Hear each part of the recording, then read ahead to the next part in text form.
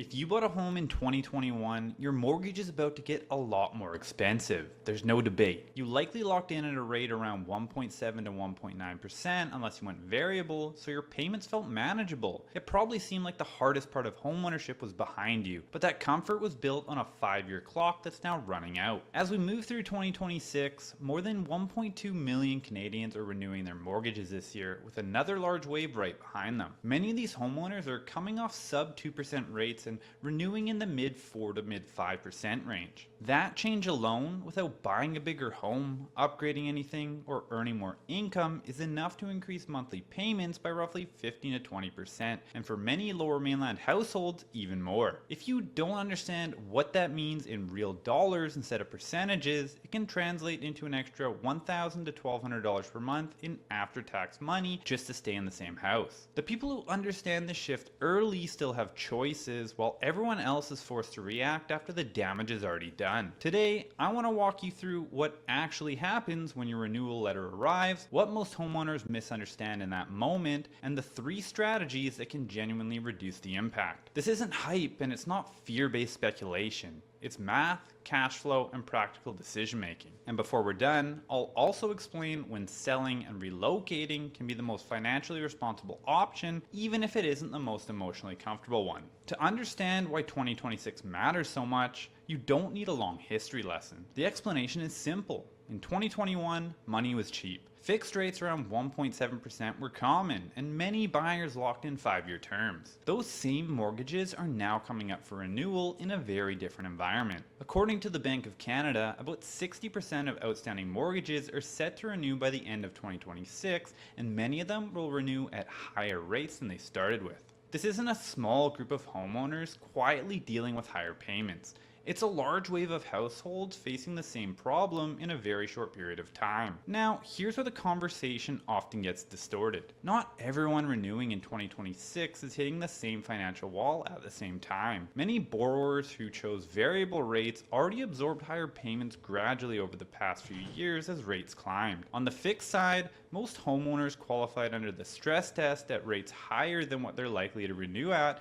which means higher payments don't automatically equal financial distress. And in reality, a large number of mortgages never even reach the full 5-year mark because people refinance, sell, or restructure early. When you factor all of that in, the group facing true renewal shock is smaller and more concentrated than the headlines suggest, even though the conversation around it sounds much scarier than the math actually supports. If you're on a variable rate, you've already been living this reality for the past few years. Your payments adjusted as rates climbed, and many variable rate borrowers felt that pressure slowly over time. But if you're on a fixed rate, you were largely protected.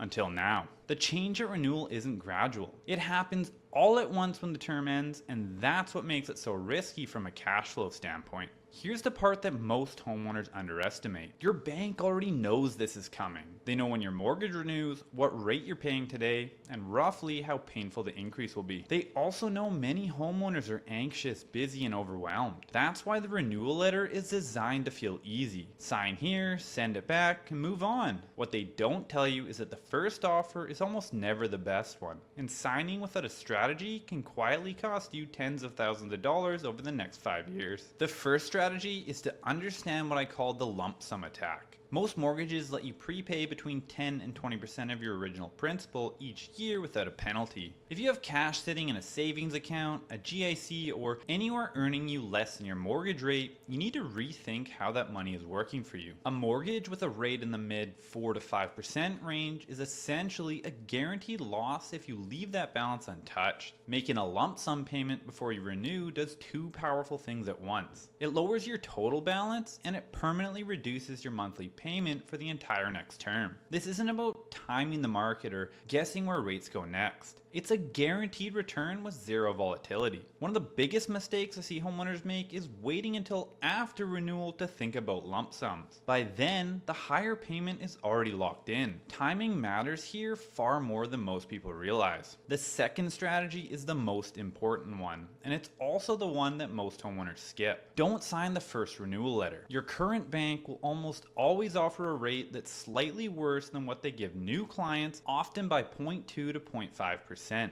That difference sounds small, but on a large mortgage over 5 years, it adds up fast. Exactly 120 days before your renewal date, you should be talking to a mortgage broker and locking in a competing rate hold. That rate becomes leverage. You can then take it back to your current lender and ask them to match it or beat it. In 2026, lenders are under pressure from regulators to manage renewal risk carefully, and many are willing to negotiate to keep strong borrowers. They negotiate when they believe you're willing to leave. Doing nothing is exactly what they're counting on. The third strategy is the one people don't like to talk about, but it can be the difference between stability and constant stress, which is extending your amortization. If your new payment is so high that it affects groceries, childcare, or basic quality of life, cash flow has to come before pride. Refinancing back to 25 or even 30 years can reduce monthly payments by hundreds of dollars. Yes, it means paying more interest over time, and it's not a decision to make lightly, but it keeps you housed and buys time. For many households,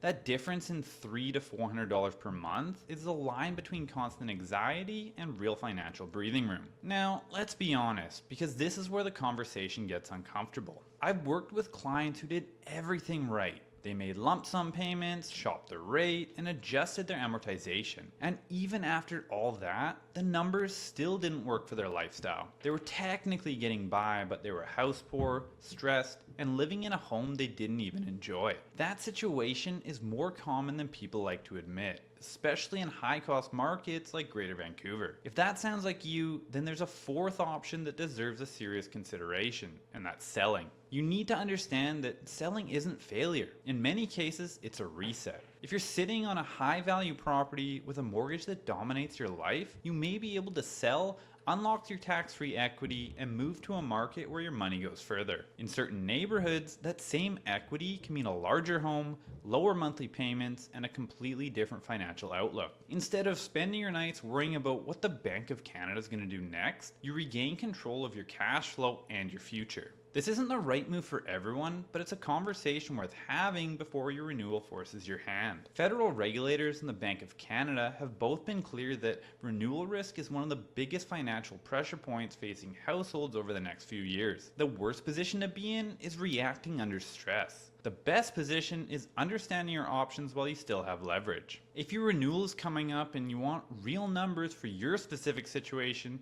or you want to understand what your equity could do for you in the Fraser Valley, you can book a Zoom call with me using the first link in the description at a time that works best for you. We'll walk through the math calmly and objectively so you can make a decision based on facts, not fear. Don't let your bank quietly dictate the next 5 years of your life. Be proactive and get ahead of it. Before you go, make sure you check out my most recent video on my channel if you want to keep up with the Surrey, Langley, and Fraser Valley real estate markets. Thanks so much for watching, and we'll see you in the next video.